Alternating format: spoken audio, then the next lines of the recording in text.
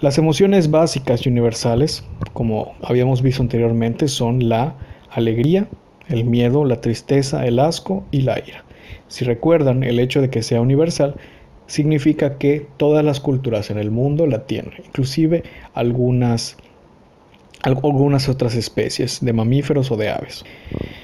Estas están presentes en todas las culturas del mundo, en diferentes especies y son distinguibles e identificables a través de gestos. Por ejemplo, nosotros, si nos comparamos con a lo mejor otro animal, un mamífero, los mamíferos cuando se enojan gruñen, muestran los dientes, tienen los ojos como muy abiertos. Y si nos observamos a nosotros mismos cuando estamos enojados, nos vamos a dar cuenta que esto es similar, que tendemos a apretar la mandíbula, que tendemos a mostrar los dientes también, que tendemos a gruñir, entre comillas, y este gruñido pues tiene que ver con los gritos. Entonces, estos gestos, estos actos, también son compartidos por todas las personas del mundo y por otras especies. Cuando una persona, si conocemos inclusive una persona que vive en una comunidad apartada de la civilización, podemos entender claramente sus emociones. Quizás no entendamos por qué se está enojando o por qué se siente triste, pero vamos a tender a identificar con cierta facilidad qué está sintiendo a través de sus gestos. Esa es otra característica de las emociones básicas.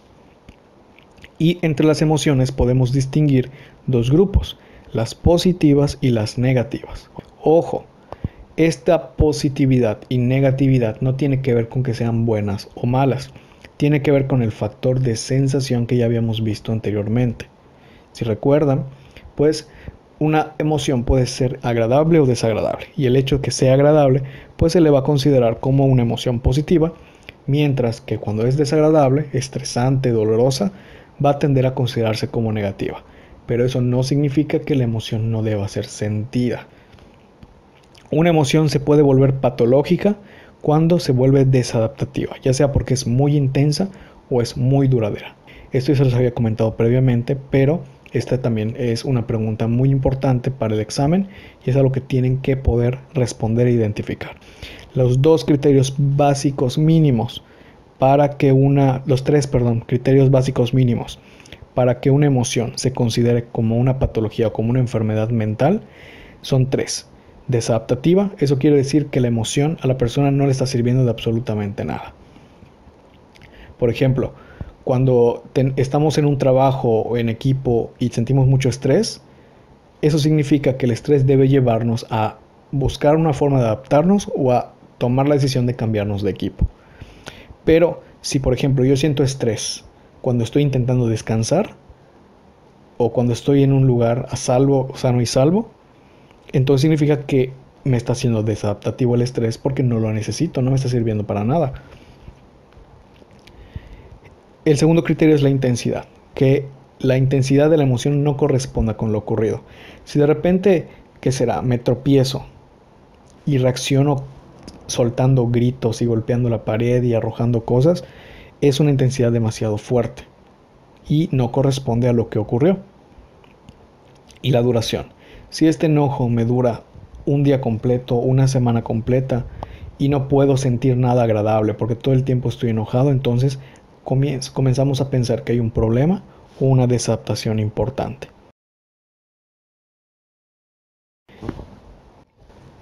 Vamos con la primera, que es la única emoción que se considera positiva, y esto se debe a que el ser humano le da más prioridad siempre a descubrir y evitar aquello que le hace sentir mal en vez de enfocarse en aquello que le hace sentir bien. Y a veces esto tiene que ver con un factor cultural. La alegría no se diversifica tanto porque las personas no se empeñan en entender por qué son felices. Simplemente lo sienten porque es agradable y se acabó. En cambio, las emociones negativas sí, porque el primer instinto frente a una emoción que nos genere dolor va a ser resolverlo.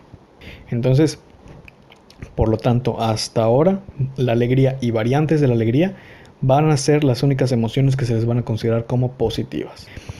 La descripción de esta emoción es que favorece la recepción e interpretación positiva de los diferentes estímulos ambientales y brinda una sensación de plenitud. Esta emoción va a estar asociada con la tranquilidad y el placer y va a tender a forjar ciertos estímulos como relajantes. Una persona alegre es mucho más tolerante, es mucho más paciente, también es mucho más plena en muchos aspectos. Entonces, esta emoción se va a encargar de favorecer comportamientos todavía más positivos, tanto en nosotros como en las demás personas. ¿Qué es lo que causa alegría? En el segundo punto podemos ver que algunas causas comunes de la alegría son el logro, cuando hay algo que nos fue difícil o que queríamos con mucho empeño y lo conseguimos, entonces sentimos una alegría muy fuerte. También la consecución exitosa de los objetivos que pretendemos. Cada vez que nosotros deseamos algo y lo obtenemos o estamos cerca de obtenerlo, comenzamos a generar alegría. Podemos ver diferentes tipos de reacciones. Desde personas que lloran por la emoción tan fuerte que les genera, eso les ayuda a restablecer su funcionamiento neurológico, hasta las personas que brincan y gritan y saltan y abrazan con fuerza. Si se dan cuenta, algunas reacciones de alegría son muy intensas. Hay personas que saltan a los brazos de otras personas, hay personas que besan a otras personas frente a la alegría. Estos gestos se relacionan con esa sensación tan importante de logro. Y el segundo es la congruencia entre lo que desea y lo que se posee, entre la expectativa y las condiciones actuales y en la comparación con los demás. Es decir, cuando una persona obtiene lo que desea y tiene la razón en diferentes circunstancias, pues va a sentir alegría. Cuando encuentra esta congruencia, por ejemplo, cuando hay orden, cuando hay limpieza, todo eso también va a causar alegría, satisfacción. Cuando se reparan las fallas, cuando todo está armonioso, todo eso va a tender a producir alegría en las personas. Y en el tercer punto, que son los efectos fisiológicos, vamos a ver que hay un incremento en la frecuencia cardiorrespiratoria, pero es de baja intensidad. Y esto se puede asociar con la excitación. Cuando las personas experimentan excitación no sexual, ojo, porque es un tipo de excitación diferente y está regulada por otros mecanismos en el cerebro, pero cuando uno siente excitación o emoción por algo que va a pasar, uno siente cierta ansiedad, siente cierta expectativa, siente desesperación, quiere que el tiempo ya pase, quiere ya estar en ese momento. Hay personas que no pueden descansar adecuadamente, que no pueden comer adecuadamente, y esto no necesariamente les hace sentir enfermas, pero el corazón les late con rapidez, sus pupilas se dilatan, respiran con mucha más, con más intensidad y con más fuerza, y esta sensación, aunque es placentera, pues es como un orgasmo en chiquito.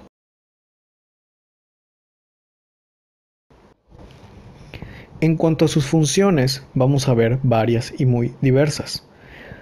Puede facilitar la empatía y las conductas altruistas. Eso quiere decir que las personas van a tender a ser mucho más amables, más consideradas y más comprensivas, también participativas, cuando estén felices o cuando estén alegres. Si una persona está alegre o le pasó algo alegre y de repente se acerca una persona a pedirle que le responda un cuestionario o que le dé una ayuda, una caridad, pues las personas van a tender a hacerlo cuando se encuentran en este estado. Entonces, esta es una de las funciones importantes porque ayuda a la socialización. Mientras más empáticos y mientras más altruistas somos, también se favorecen nuestras relaciones sociales. El siguiente es que favorece el rendimiento cognitivo. Nos ayuda a buscar soluciones a los problemas, nos hace más creativos, nos hace más dispuestos a aprender y también facilitan la memoria. Por lo tanto, una de las reglas importantes para poder ser un buen estudiante, para poder ser un buen trabajador y para poder tener acceso a todos nuestros conocimientos y a todos nuestros recursos es estar en este estado de felicidad, en este estado de alegría más bien, ya que nos permite acceder a estas funciones que van a ser tan importantes en la mayoría de nuestras actividades durante el día. Otra característica es que generan confianza y alivio. Esto se refleja en que las personas se sienten tranquilas y tienden también a sentirse más capaces de las cosas, y esto es lo que se relaciona principalmente con la llamada autoestima. Cuando una persona se siente confiada o siente confianza y puede generar confianza, generalmente se dice que esta persona tiene una buena autoestima. Entonces, la alegría se asocia íntimamente con la autoestima. Y pues obviamente si tenemos relaciones, si nos sentimos confiados o tendemos a generar más confianza, también se van a ver beneficiados nuestros vínculos. El siguiente es el incremento de la capacidad para disfrutar. Y esto es importante aunque pareciera obvio. Supongamos que ustedes van a comer su comida favorita. Si ustedes están alegres, lo más probable es que esa comida les sepa muy rico. Pero si ustedes pasaron por un momento triste o por un momento de furia o se sienten apresurados por el tiempo y tienen miedo de que algo malo pase, pues no van a disfrutar las cosas con la misma capacidad como lo harían si estuviesen contentos. Y el sentir placer a nivel orgánico, a nivel de organismo, es sumamente importante. El placer va a pautar la mayoría de nuestras conductas saludables y la mayoría de nuestras conductas adaptativas también, porque las personas vamos a tender a buscar situaciones donde nos sintamos complacidos o donde nos sintamos placer en general. También genera actitudes positivas hacia uno mismo y hacia las demás personas. Esto también favorece nuestra socialización, que es lo que vemos en el siguiente punto. Se favorecen las relaciones interpersonales porque hasta cierto punto las personas que son muy felices o muy agradables suelen ser atractivas para las demás personas. Suelen ser gente que queremos cerca de nosotros, gente que queremos conocer más, gente que ha sido amable con nosotros generalmente al principio, se vuelven amigos importantes conforme pasa el tiempo. Entonces, las personas que nos hacen felices, por así decirlo, van a ser personas que van a estar mucho más presentes para nosotros y que van a formar un papel más importante para nuestra vida emocional. Y viceversa, conforme nosotros seamos mucho más alegres, también vamos a tener una importancia relevante en la vida de las demás personas, porque esto va a ayudar a que favorezcamos intimidad, a que favorezcamos esa sensación de cercanía, de importancia, de reciprocidad. Y por último, también se asocia con las sensaciones de vigor, de competencia, de trascendencia y de libertad. Muchas personas sienten o expresan sentirse libres cuando en realidad se sienten muy contentas. Sienten trascendencia, es decir, sienten que lo que hacen es importante o que va a ser importante para las demás personas cuando se sienten muy contentas y muy satisfechas con lo que están haciendo. Se sienten competentes, sienten que lo que hacen lo están haciendo bien. Y todo esto se relaciona con la emoción de la alegría.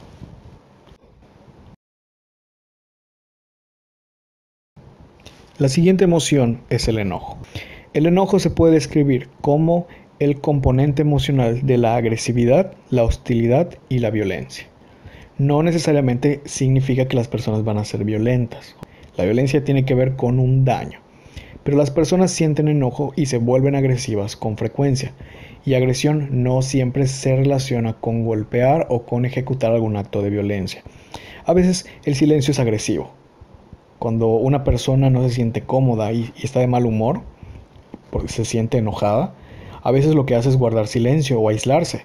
Entonces, tengan cuidado con eso, ¿ok? Enojo no es igual a violencia, pero sí es muy cercano a la agresión. Y se puede ser agresivo sin ser violento. Alguna de las causas del enojo puede ser la estimulación aversiva física, sensorial o cognitiva. Esto se refiere a que hay ocasiones en las cuales ciertos eventos o ciertos estímulos nos comienzan a resultar molestos. Por ejemplo, una música, una canción o una fiesta en la que haya mucho ruido nos va a tender a irritar. El grito de un bebé nos va a tender a causar enojo. El calor nos va a tender a causar enojo.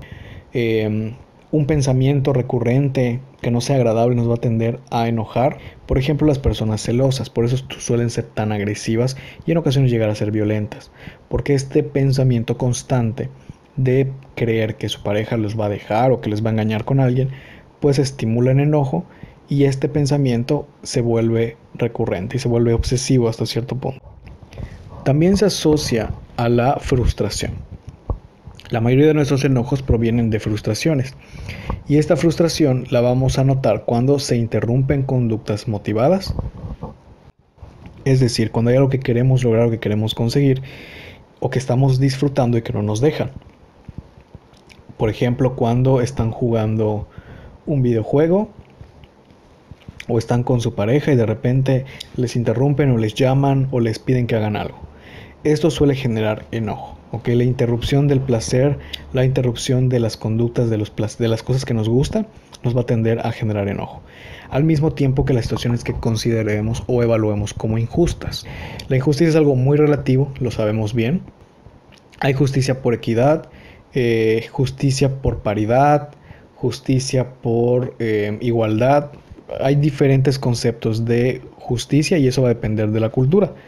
Pero cada vez que percibimos algo como injusto, que no nos dan lo que nos pertenece, que nos están estafando, que nos están pidiendo cosas que no podemos realizar o que no deberían pedirnos a nosotros, todo eso también va a generarnos enojo. Otra cosa que produce el enojo son los atentados contra nuestros valores morales. Para los seres humanos los valores resultan ser algo fundamental y muy importante. Y por ejemplo, aunque se puede ver esto en situaciones como la legalización del aborto o del matrimonio igualitario. Mucha gente, aunque no le afecte directamente, aunque no se vean obligadas a tener que recurrir a esto, muestra una agresión impresionante, porque sus valores de lo que debería ser correcto o de lo que debe aceptarse se ven agredidos.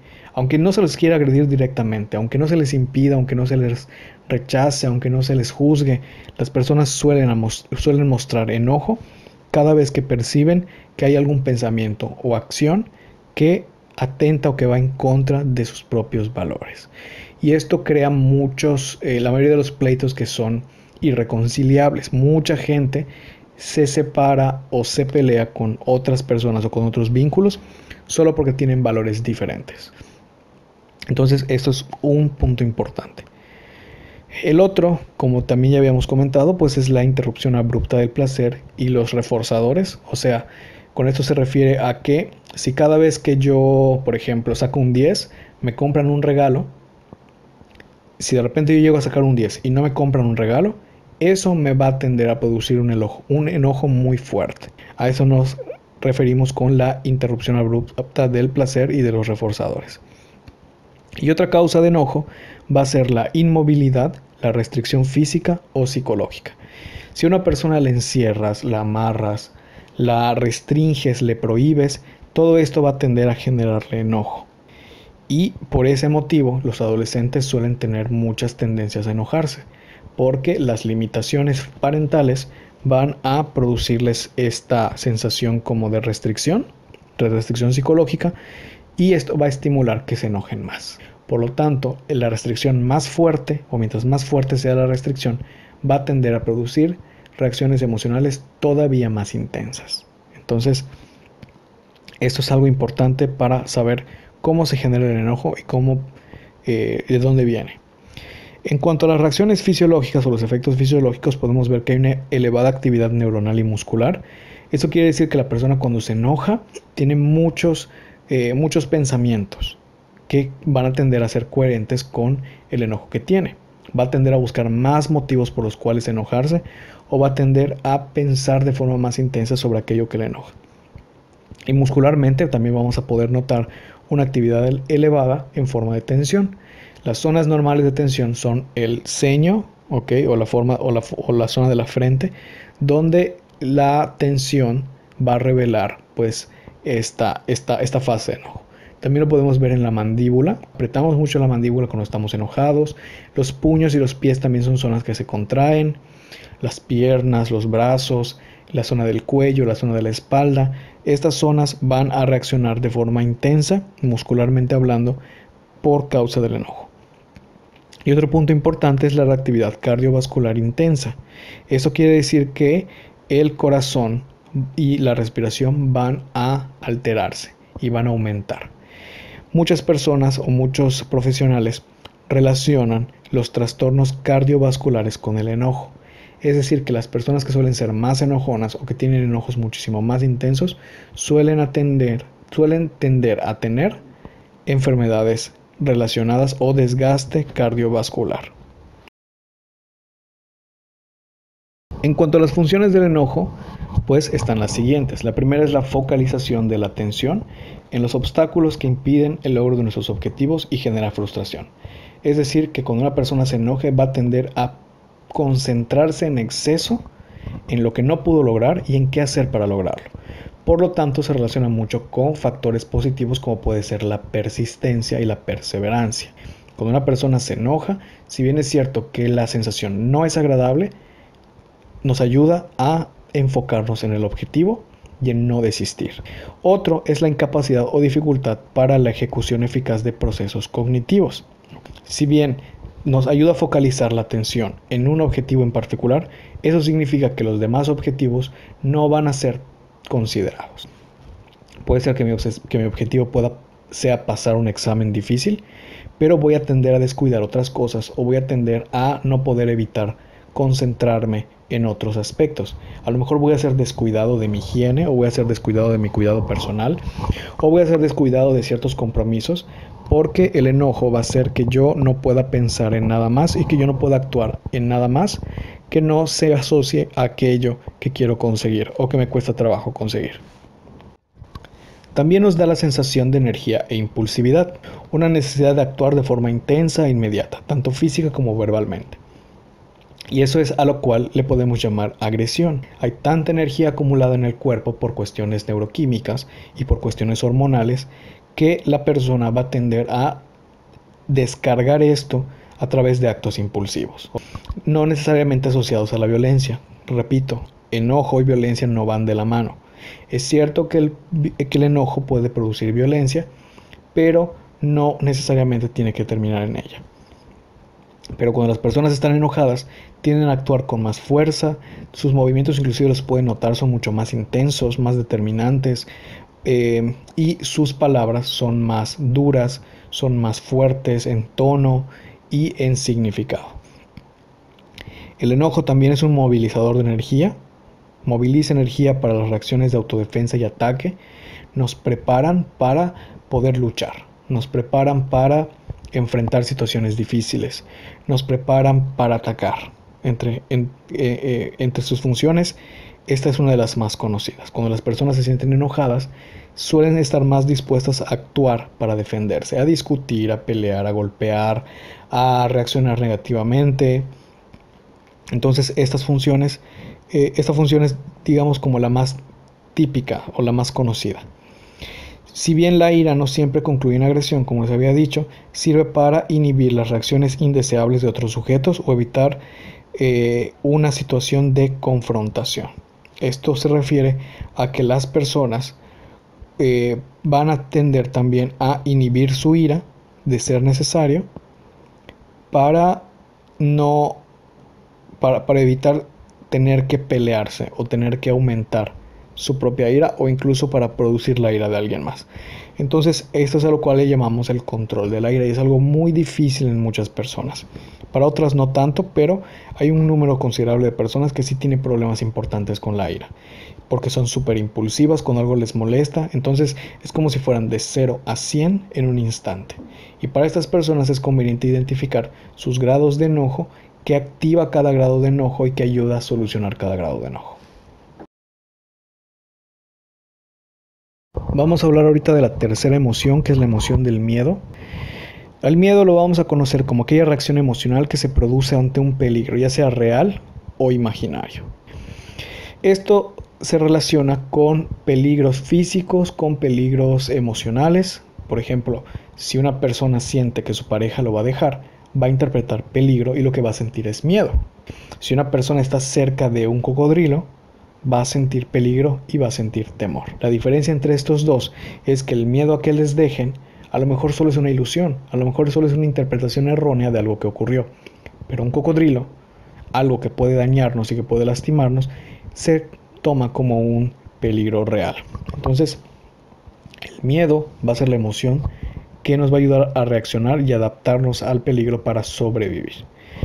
Las causas del miedo son muchísimo más sencillas.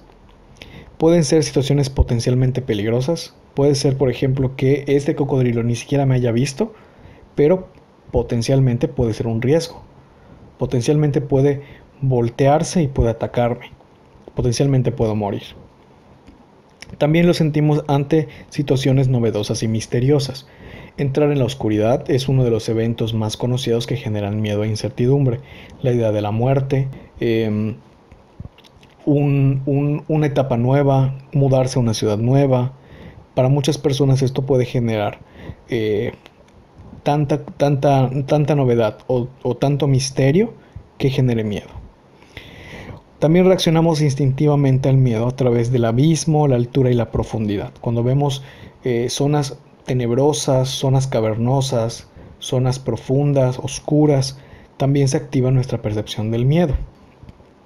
Otro activador del miedo, otra causa, es la interpretación de una situación como peligrosa. Tanto de forma moral o emocional como de forma física. Cuando una persona siente que algo puede dañarlos o lastimarnos, suele tener miedo. También cuando siente que no va a poder llegar a la altura de algo o que algo le va a salir mal, también suele sentir temor. Otro punto es el dolor y la anticipación del dolor. Cuando una persona percibe que algo lo va a lastimar, tanto emocional como físicamente, por ejemplo una inyección, y se anticipa a que lo van a inyectar y lo que le van a hacer y el dolor y el ardor de la medicina, entonces las personas generan miedo. Y por último, la pérdida del sustento. Cuando las personas ven en peligro su propia existencia por cuestión de recursos, entonces es probable que tenga temor, porque tiene muchas deudas, porque no puede pagar algo, porque se le está agotando el dinero. Cuando inclusive va a tener una pérdida, como que va a tener que suspender la escuela un tiempo, o que va a tener que va a perder cierto fideicomiso, cuestiones económicas, cuestiones sociales, todas esas pérdidas también suelen generar temor en primera instancia. Entonces, a grandes rasgos, estas son las causas del miedo. Entre los efectos fisiológicos del miedo podemos ver la aceleración alta de la frecuencia cardiopulmonar y la aparición de la sudoración. Esto mucha gente lo percibe, creo que es uno de los rasgos de las reacciones más notorias. Las personas tienen dificultad para respirar, inclusive les puede dar un ataque de pánico por hipoxia, es decir, que sientan que se van a morir porque su cerebro interpreta que les falta oxigenación y eso genera hiperventilación. Entonces, esto se genera por el miedo. Y mucha gente cuando tiene miedo no se percata, pero respira muy bajo o deja de respirar sin darse cuenta. Todas estas reacciones pues son interpretadas por el cuerpo y generan reacciones en consecuencia a estas. Otro es la sudoración. Las personas cuando se sienten muy nerviosas generalmente sudan de las manos o de los pies o en general. Y este miedo o este nerviosismo no generalmente se asocia con un miedo significativo. El miedo, debido a las consecuencias fisiológicas que tiene, también se asocia a una cantidad importante de trastornos mentales y psicosomáticos. Más adelante vamos a ver qué son los trastornos psicosomáticos, pero pues aquí es importante que asocien esta palabra. Mucha gente puede inclusive llegar a un grado psicótico dependiendo de la cantidad de miedo que sienta. Puede llegar a desmayarse, puede llegar a tener fallas orgánicas. Entonces el miedo es una emoción que suele ser tan intensa y que es una de las pocas que se soporta en cuestión de duración. Si el miedo dura más de una hora o más de un par de horas, entonces la persona ya comienza a desesperarse y ya se considera que la persona esté posiblemente pasando por un problema más grande que solamente un miedo común.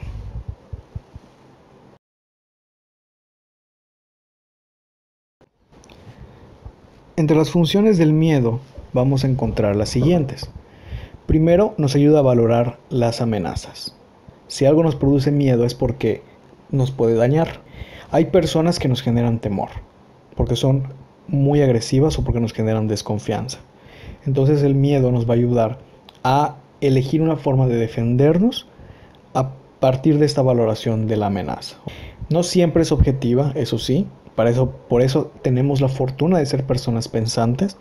Eso nos va a ayudar a evaluar de una forma muchísimo más acertada la amenaza, pero pues es importante que el miedo nos advierta al menos de que algo puede ser amenazante o que nos genera cierto grado de amenaza. También tiene la capacidad de reducir la eficacia de los procesos cognitivos. Es decir, una persona cuando tiene miedo difícilmente pueda razonar, difícilmente pueda recordar. Cuando las personas se ponen muy nerviosas en los juzgados, por ejemplo, aunque no sean culpables, tienden a tener lagunas mentales, tienden a olvidar detalles importantes. Y eso es porque frente al miedo las personas no pueden acceder con facilidad. De repente podemos ser muy diestros en algo también y dominar una técnica de anestesia, de punción, de sutura, pero si nos ponemos muy nerviosos y estamos muy asustados, no vamos a poder acceder a esos recuerdos. Y eso no significa que los hayamos olvidado en realidad, sino que no podemos pensar, no podemos acceder a esos procesos mentales. Y lo mismo ocurre, por ejemplo, para algunas personas en los exámenes. Se ponen tan ansiosas, se ponen tan nerviosas, que no es que no hayan estudiado, sino que se les olvida todo lo que tienen que responder. O les cuesta mucho trabajo concentrarse en las preguntas para poder identificar las respuestas correctas. Entonces, tiene un efecto importante en la reducción de nuestros procesos cognitivos. Otro punto es la focalización de la percepción en el estímulo temido. Cuando nosotros le tenemos miedo a algo, vamos a centrarnos en eso. Por ejemplo, si de repente entró una serpiente a nuestra habitación, vamos a focalizar nuestra atención en cualquier sonido que sugiera la presencia de la serpiente. Eso va a hacer que nuestros estímulos se enfoquen en aquello de lo que queremos protegernos y propiamente nos ayude a evitar el peligro o a enfrentarlo de forma adecuada. Seguido de eso también facilita las respuestas de escape o evitación de una situación peligrosa. Cuando una persona no puede defenderse de algo, lo primero que siente es miedo. Y esto va a hacer que evite o que corra. Y esto claramente también le va a ayudar a mantenerse sano y salvo. Por lo tanto, las conductas de huida, si ustedes ven los documentales, esa actitud que tienen los animales de reaccionar cuando se les está acercando un cazador y lo detectan, si se dan cuenta, como que adoptan una postura erguida. Toda su atención se focaliza en los sonidos, en los olores, porque están sintiendo peligro, están sintiendo miedo. Y cuando ocurre un movimiento drástico, cuando ocurre un estímulo intenso que no esperaban, lo que esos animales hacen es escapar o huir. Y esto es un mecanismo que funciona en muchos tipos de especies.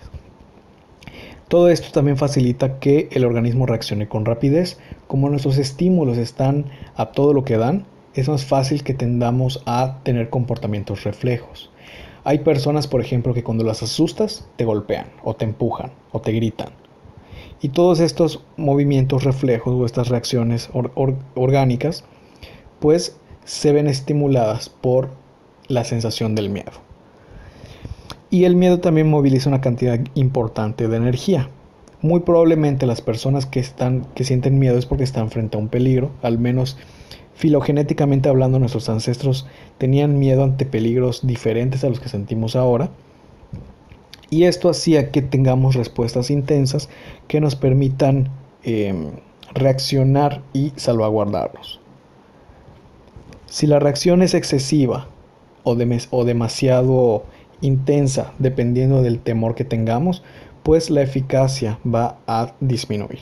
Por ejemplo, si yo sé que hay una limaña en mi habitación, mucha gente tira y rompe cosas para poder encontrarla, y eso pues es poco funcional, es poco eficaz. Digo, no hay mucha gente que lo haga, pero es un ejemplo de cómo la emoción del miedo puede salirse de control y puede tender a generar también conductas nocivas o desadaptativas. La siguiente emoción es el asco, ¿ok? En su descripción, el asco corresponde a todas esas reacciones emocionales intensamente fisiológicas que suelen generarse por condicionamiento interoceptivo, es decir, de nuestros órganos. El asco es una sensación orgánica, la mayoría lo sentimos en el estómago o en el tracto digestivo, ¿ok?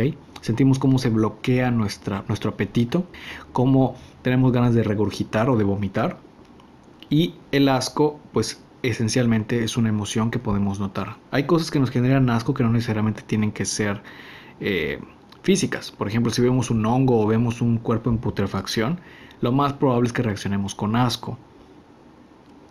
Y ese asco lo vamos a sentir en nuestro estómago y en nuestros órganos. Las causas del asco pues no son muchas, porque tiene una función muy específica.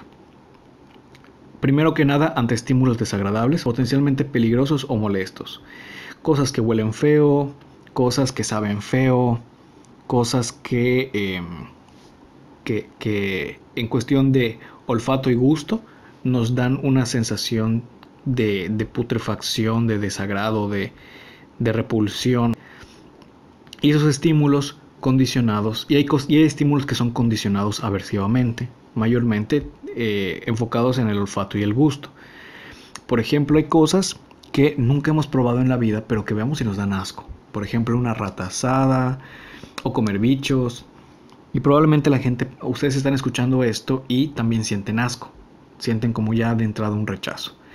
Estos son estímulos condicionados. También hay otra forma de condicionar estímulos aversivos. Por ejemplo, si en algún momento comieron, ¿qué será?, papas de McDonald's y después de ese día vomitaron horriblemente, muy probablemente después de eso jamás vuelvan a comer papas de ese tipo. Y eso se le conoce como aversión aprendida. Las personas aprendemos también a sentir asco por las cosas. Y ese olorcito a lo mejor como de aceite quemado, como de harina de papa, cuando lo huelan o lo perciban en otro aspecto, van a tender a reaccionar con asco y van a tender a evitar consumir esa clase de cosas. Entonces, estas son las causas principales del asco y sus efectos fisiológicos pues son también muy precisos. Primeramente es el aumento de la reactividad gastrointestinal, es decir, ganas de vomitar, y tensión muscular. Eso lo vamos a sentir principalmente en la zona de la garganta y en la zona del estómago. Vamos a tender a contraer esas zonas musculares para evitar cualquier agente externo que pueda hacernos intoxicar o que nos pueda enfermar. Entre sus funciones está la necesidad de evitar o alejarse de algún estímulo. Si algo huele feo, no pasamos por ahí. Si algo sabe feo, no bebemos más de eso. Si el estímulo es oloroso o gustativo, aparecen sensaciones gastrointestinales desagradables como las náuseas. Las náuseas hacen que perdamos el apetito y que perdamos las ganas de continuar comiendo algo para que disminuyamos la infección o la toxicidad de lo que acabamos de consumir. Cada reacción tiene diferentes umbrales. Algunas personas sienten asco por escenas visuales. Si ustedes ven una película de terror y ven órganos, o ven mucha sangre, pueden sentir asco. Algunas personas, por ejemplo, cuando escuchan cierto tipo de canciones o cierto tipo de frecuencias sonoras, también suelen sentir asco, suelen sentir un desagrado muy notorio. Porque el asco también se asocia con los umbrales. Cuando un sonido, la luz a lo mejor toca umbrales desagradables, por ejemplo la luz negra, a muchas personas les genera náuseas. Porque su umbral de estimulación pues está percibiendo una sensación desagradable. Y eso hace que reaccione con asco. Y también es un importante potenciador de hábitos saludables, higiénicos y desadaptativos. Las personas sienten asco cuando tienen mal aliento, por ejemplo, o deberían sentirlo. Y su reacción es lavarse los dientes. Las personas sienten asco cuando sienten el desorden en una habitación y su reacción es limpiarla. Sentimos asco cuando hemos sudado mucho, sentimos asco cuando estamos desarreglados, cuando hay mucho polvo, cuando algo se cae al piso, y todas esas sensaciones de asco nos ayudan a mantener hábitos de higiene que obviamente nos van a tender a proteger nuestra salud más bien. La siguiente emoción es la tristeza. La tristeza es un poco controversial ya que tiene funciones un poco ambiguas, pero se considera tradicionalmente como una de las emociones displacenteras por excelencia y no siempre es negativa. La tristeza va a ser causada por separación física o psicológica, pérdida o fracaso. Cuando nosotros no conseguimos algo, si bien es cierto que eso también se asocia con el enojo, a veces lo que sentimos es tristeza. Si se va un familiar, si un amigo se cambia de lugar, si se va de baja uno de nuestros mejores amigos, si nuestra pareja nos deja, esto nos va a generar tristeza. Perder la salud también nos va a generar tristeza. No poder seguir haciendo una actividad que nos gusta también nos puede generar tristeza. Y esto se asocia más con el llamado duelo, pero eso lo vamos a ver en otra materia. También con la decepción, especialmente si se han desvanecido esperanzas puestas en algo. Si yo esperaba, por ejemplo, que para mi cumpleaños me hicieran una sorpresa y me compraran un pastel y llega mi cumpleaños y no llegó, entonces me voy a sentir muy triste. Esta decepción pues nos va a afectar de tal forma que la tristeza nos va a ayudar a expresarle a las personas que ocurrió algo que nos lastima y a lo mejor esto puede ayudar a las personas a estar más atentos de nosotros. También aparece ante situaciones de indefensión o ausencia de predicción y control. Cuando una persona se siente vulnerable, se siente afectada, siente que ha perdido muchas cosas, siente que no puede recuperarse, se siente enferma, entonces también puede generar tristeza. La ausencia de actividades reforzadoras y conductas adaptativas, es decir, que una persona sienta que no se le premia o que no obtiene gratificación de algo o que no gana nunca.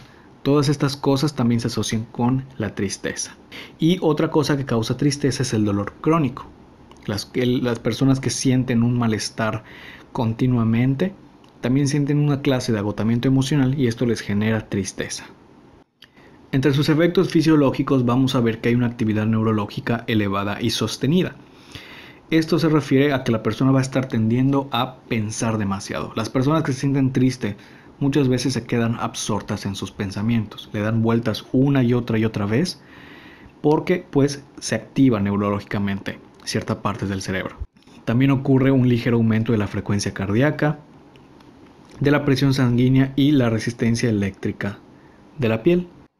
Y esto se siente, por ejemplo, cuando las personas sienten tristeza, sienten como que se les rompe el corazón. Esa sensación de que se nos rompe el corazón o se nos desgarra el alma, pues corresponden a estos efectos fisiológicos. Y para algunas personas también se relaciona con baja energía, desgano y pesadez. Es decir, nos quita la motivación, no queremos hacer nada, solo queremos estar tirados en un lado, no queremos tener iniciativa de ninguna forma, nada nos motiva, nada nos da placer. Y la tristeza generalmente nos inhibe mucho del placer que pudiéramos llegar a sentir. Entre las funciones de la tristeza podemos ver la reacción ante la pérdida o daño que no puede ser reparado. ¿Okay? Esta tristeza nos ayuda a sacar energía, nos ayuda a reponer, a entrar en un estado de relajación, por así decirlo. Las personas que lloran mucho sus pérdidas suelen tender a recuperarse de mejor forma o de forma más rápida que las personas que reprimen su tristeza. Entonces, es una reacción ante esto. También nos ayuda a focalizar la atención en las consecuencias a nivel interno de las situaciones. Y eso tiene que ver con el hecho de el ensimismamiento. El ensimismamiento o también el estar reflexionando demasiado sobre nuestras cosas. Entonces, la atención pasa de estar hacia el mundo exterior para estar al mundo interior.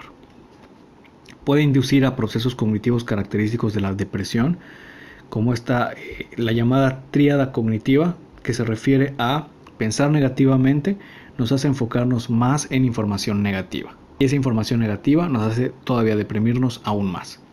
Por eso la tristeza es autogestiva también.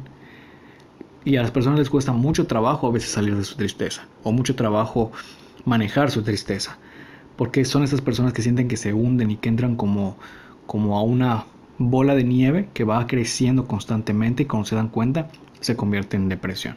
¿Por qué? Pues la tristeza tiende a producir más tristeza. También tiene entre sus funciones la cohesión con otras personas, especialmente con aquellos que se encuentran en la misma situación. Si alguno de ustedes ha estado en la terrible y lamentable situación de perder a una pareja porque terminó la relación, pues se van a dar cuenta que se van a sentir mucho más cercanos con personas que se sientan igual de tristes que ustedes. Y eso se debe a esta función de la tristeza. La tristeza también nos ayuda a cohesionarnos porque socialmente nos ayuda también a reintegrarnos. Y por último, la tristeza también sirve para el apaciguamiento de las reacciones de agresión. Una persona no siempre es agresiva cuando está triste, generalmente porque suele ser retraída, pues tiende a tener comportamientos muchísimo más tranquilos y menos agresivos al respecto. Aunque la tristeza y el enojo suelen ser emociones que van mucho de la mano. Uno puede pasar del enojo a la tristeza con relativa facilidad.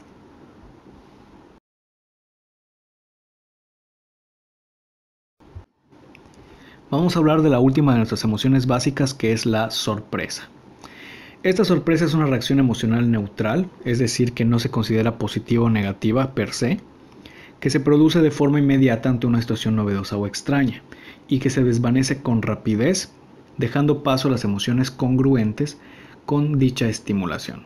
Es decir, cuando una persona se siente sorprendida por algo, como que su mente se pone en blanco, hasta que logra como entender la circunstancia y adopta una postura emocional más adecuada a la situación. Por ejemplo, cuando una persona entra a su casa y le dicen sorpresa y encienden las luces y las personas salen, la persona lo que siente es una sensación de sorpresa. Entonces como que se queda en blanco y como que no entiende qué es lo que está pasando, y posteriormente a que logra interpretar la situación como que es por su cumpleaños, entonces la persona da paso a la alegría. ¿Ok? Entonces esta sorpresa es como una emoción de barrido, por así decirlo. Limpia todos los pensamientos y limpia todas las emociones para que podamos dar paso a una más adaptada a la situación. Y la sorpresa se ve causada por estímulos novedosos débiles o moderadamente intensos o acontecimientos inesperados. También por aumento brusco de estimulación. Si de repente alguien nos acaricia y de repente nos da un golpe, eso nos va a generar sorpresa. Por la interrupción de las actividades que se están realizando en ese momento. Por ejemplo, si de repente estábamos comiendo y alguien nos quita el plato de repente, en ese breve instante vamos a sentir sorpresa. Entre los efectos fisiológicos está el patrón fisiológico característico del reflejo. ¿Ok? Esto también se va acompañado de la disminución de la frecuencia cardíaca. ¿Ok? La sorpresa va a estar muy asociada a los reflejos. También hay un incremento momentáneo de la actividad neuronal, como que todos los canales de percepción se abren y la persona está como intentando entender la situación con mucha rapidez, y también deja la mente en blanco de forma momentánea. Entre sus funciones pues está la atención y la memoria de trabajo dedicadas a procesar la información novedosa. Es decir, que nuestra memoria se va a asociar con lo que estamos percibiendo en este momento, y entonces si me dan una sorpresa de cumpleaños y de repente las personas saltan y me dicen feliz cumpleaños, voy a comenzar a ver estímulos que me ayuden a asociar la situación y que me permitan entenderla. También el incremento en general de la actividad cognitiva. Las personas piensan con mucha rapidez para intentar interpretar y darle sentido a lo que está ocurriendo.